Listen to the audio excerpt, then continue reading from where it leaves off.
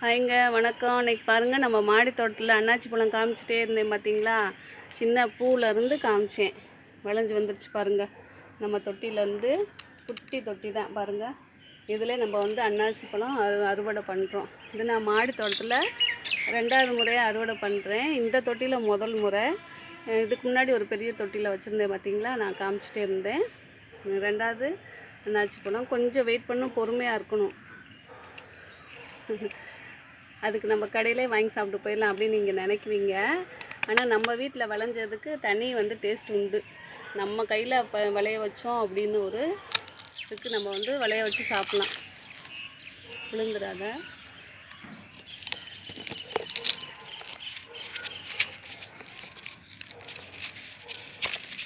இது கட்டை நல்லா ஹார்டாக இருக்குது பாருங்கள். கட்டர் வச்சு கட் பண்ண முடியல, அவ்வளோ ஹார்டாக இருக்குது. இதில் இந்த செடியிலேருந்து திரும்ப நமக்கு பூ பூத்து வரும் பாருங்கள். மாடி தோட்டத்தில் அன்னாச்சி பழம் அறுவடை பண்ணியாச்சு. இப்போ இந்த மேலே இருக்குல்ல இந்த பூ, இதுதான் பதியம். இதை அப்படியே திரும்ப நம்ம கட் பண்ணி எடுத்து நட்டு விட்டாலே வந்துடும் பாருங்கள். நான் நட்டு ஏற்கனவே நான் வீடியோ போட்டிருக்கேன். நம்ம சேனலில் வீடியோஸ்லாம் நிறையா இருக்குது பாருங்கள்.